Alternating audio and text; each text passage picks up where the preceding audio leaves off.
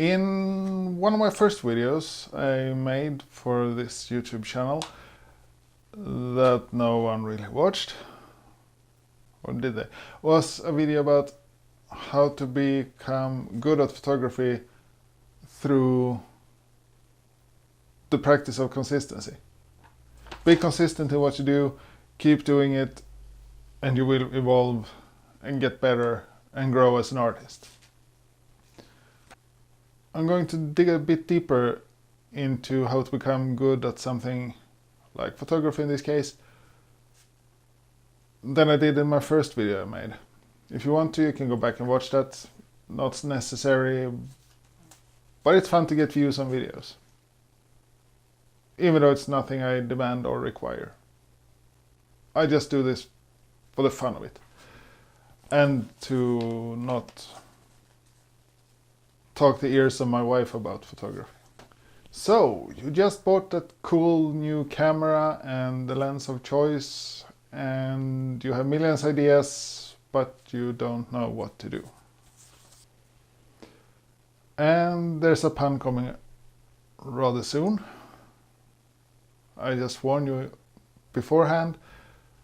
I've been there when I bought my first real camera, the Nikon D50 I've talked about in several videos, and I went full Yosemite Sam on it, or with it, in my old town of Haparanda.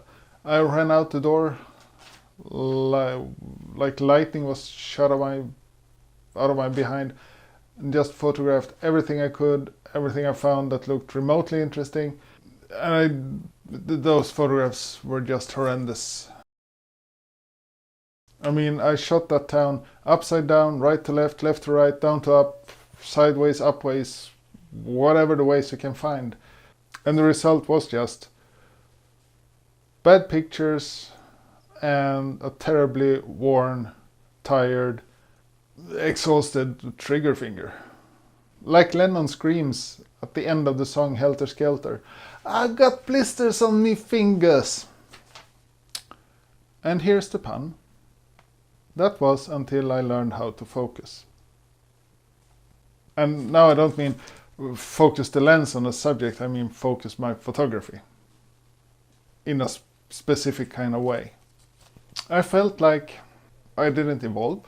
It felt like I was stuck only taking these bad pictures, and if it was a good picture it was more random than intentional. And I kind of felt like I was slowly sinking, and I almost lost my lust to do photography. My lust to create, my passion for it, almost went completely away. Now, how did I focus my photography? That's the big question. And when you focus your photography towards something you're really into, something that really fascinates you, interests you, something you can't pull away from, then you will start to become really good, even great at what you do. So how did I focus my photography? Without twisting and turning knobs and dials on the camera or a lens. I knew I was interested in black and white photography, since that was what I started shooting with in school. And I've always loved the black and white photography, since I feel that the colors aren't a distraction from the subject the picture is all about. That's not said that I don't like color photography, I just prefer black and white. There are many, many awesome color photographs out there, even taken by me, but like I said, I prefer black and white. So what did I do? I went to a magazine store that sold magazines, and I browsed through the shelves and found black and white photography magazine.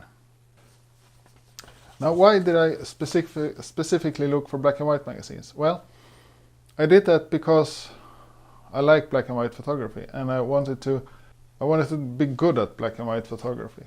That was the first step. I knew I wanted black and white. So I read through the magazines, bought them monthly as they came out, and browsing through these magazines, I realized what I don't want to photograph. And I don't want to photograph nature. Why don't I want to photograph nature, you might ask, since that seems to be very popular? Well, and I don't want to crawl around in the forest looking for small tiny branches, mushrooms, fungus, ants, whatever. So what I learned from these magazines was I was drawn to street photography. The more I read these magazines, I started leaning towards fine art. So I started combining fine art with street. So fine art black and white street photography, that's right up my alley. Even though I photograph other things too, but I'm the most relaxed and happy when I can go out and do street photography and make some sort of fine art pictures of those photographs.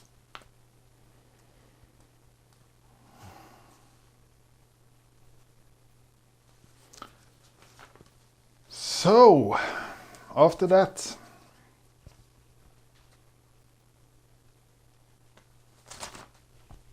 with that knowledge of what I wanted to shoot, how I wanted to shoot it, slowly my photographs were getting better and better and better until I was satisfied with them. And then I started to tweak them a little bit more and make them more personal and stuff.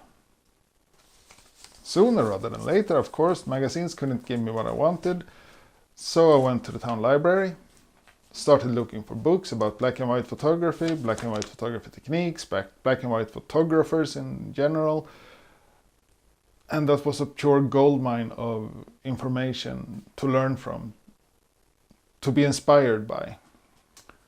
And of course I have my musical preferences that I also draw inspiration from and draw from to make my photographs just a bit better. And music like, well, I said this before, but the Swedish musical movement of the 60s and 70s, the Doors, Bruce Springsteen, Bob Dylan, all those artists kind of inspire me to take photographs with a meaning that are still black and white, still fine art, but shows somewhat of the state of the society today. So now my style of photography, 20 years later, is a combination of black and white, fine art, street photography with a twist of politics in it. If someone would ask me how I describe my photographic style today, I would answer the following. Not so fine black and white art, with a hint of political progressive music from the 60s and 70s in it. It will when you see the latest project. Now with all that said, I want your opinion or your ideas on how you got good on photography and how you're evolving your photography in the comments below this video while I go work on the next one, and you'll see me in that. So goodbye for now.